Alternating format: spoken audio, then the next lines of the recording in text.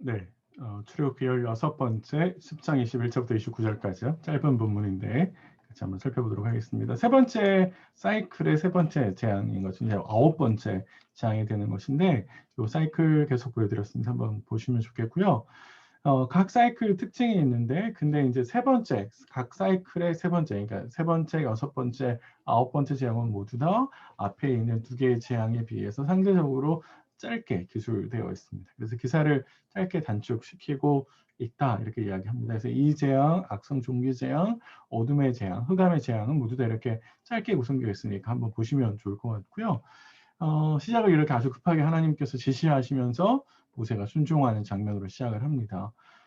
그래서 캄캄한 흑암이 3일 동안 애굽을 덮게 되는 것이죠. 그래서 캄캄한 흑암이 임했기 때문에 사실 서로를 볼 수 없는 그런 상황에 빠져 들어가게 됩니다. 캄캄한 흑암이라고 하는 것은요, 하나님께서 여러 민족들을 심판하셨을 때 사용하는 표현이기도 합니다.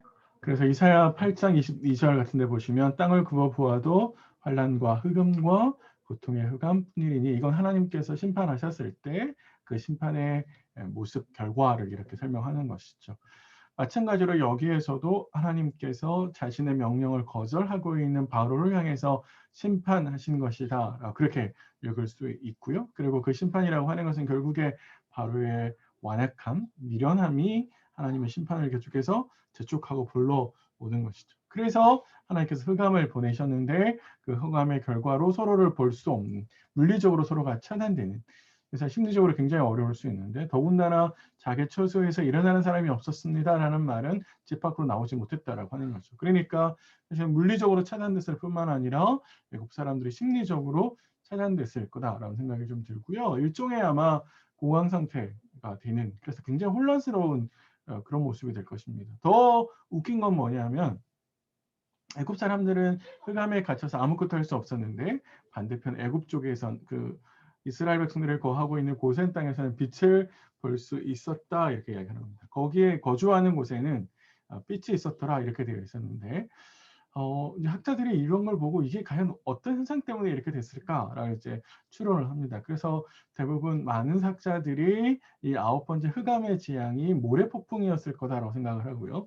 그래서 모래 폭풍이 뒤덮는 동안 사실 애굽 이스라엘 백성들이 거주하는 고센 땅에는 애굽 폭풍이 없었고 모래 폭풍이 없어서 이렇게 됐을 거다 이렇게 추론하기도 하고요. 또 다른 학자들은 애굽 사람들이 사는데 이 표현 자체가 이스라엘 백성들이 집 안에서 빛을 비출 수 있었다라는 식으로 적고 있기 때문에 아마도 애굽 사람들이 사는 곳에는 불을 피울 수 없는 흑암이 와서 불을 피울 수조차 없었는데 아마도 이스라엘 백성들이 사는 곳에서는 이게 가능했을 거다 이렇게 추론하는 것처럼 보입니다.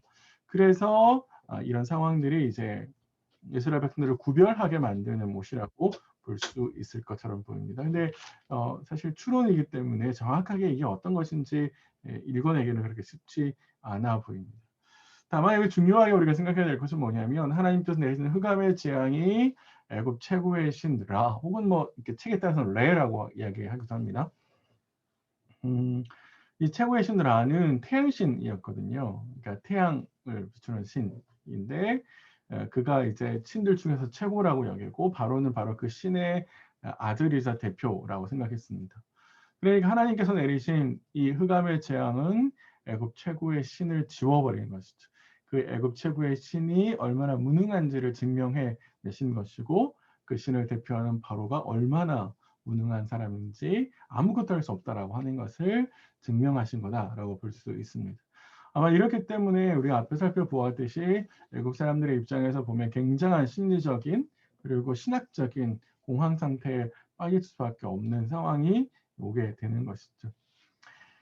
상황이 일정되면 바로가 이제 보낼 줄만도 한데 바로는 다시 조건을 내겁니다.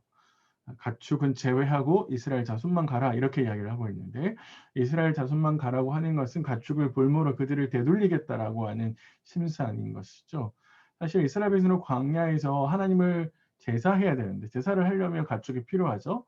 근데 그 가축을 가지고 가지 말라 그러면 광야에 나가서 제사를 드릴 수 없으니까 사실 말이 안 되는 이야기를 하고 있는 것이죠. 그래서 모세가 단번에 거절합니다. 모세가 하는 이야기 속에서는요, 여호와 섬기다를 3번이나 반복하고 있습니다. 그래서 25절과 26절에 여호와 섬기다, 우리가 하나님을 섬깁니다, 섬겨야 됩니다 라고 반복을 이야기하면서 결국에 우리가 광야를 가는 것은 여호와를 섬기기 위함인데 섬기지 말라라고 이야기를 하고 있으니까 바로의 제안을 거절할 수밖에 없는 것이죠. 이런 점에서 계속해서 말씀을 고수하는, 또 말씀을 지키려고 하는, 말씀대로 하나님의 말씀대로 명령대로 행하려고 하는 모세 속에서 좀 도전을 받을 수 있을 것처럼 보입니다. 그런 상황 속에서 바로는 거절을 하죠.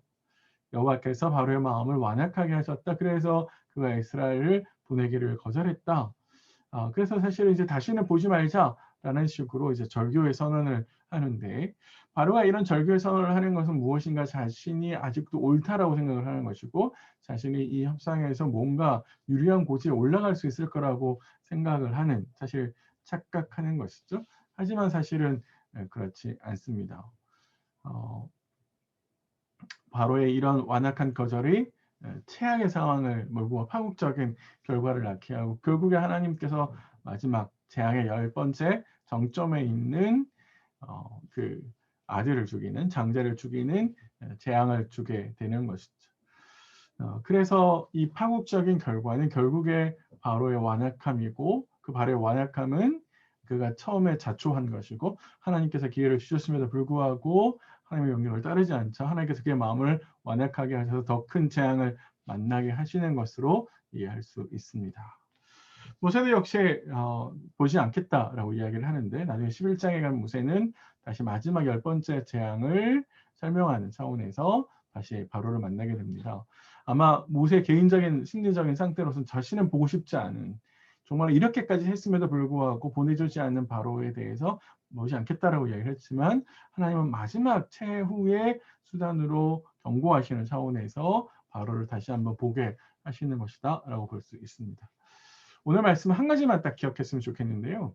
하나님께서 애굽 최고의 신, 태양신 라를 지워버리셨다라고 하는 겁니다. 이것은 하나님 외에 그 누구도 신의 자리에 둘 수 없고, 하나님을 대적할 수 없고, 하나님과 비교할 수 없다라고 하는 것을 우리에게 명확하게 설명해 주는 것이고, 우리가 그래서 하나님만을 붙들고 자신의 백성을 위해서 싸우시는 그 하나님과 동행해야 된다고 하는 것을 우리에게 명확하게 이야기해 주고 있습니다. 바로 우리를 구원하시기 위해서 우리를 위해서 싸우시는 그 하나님과 동행하는 하루 되시기를 바랍니다.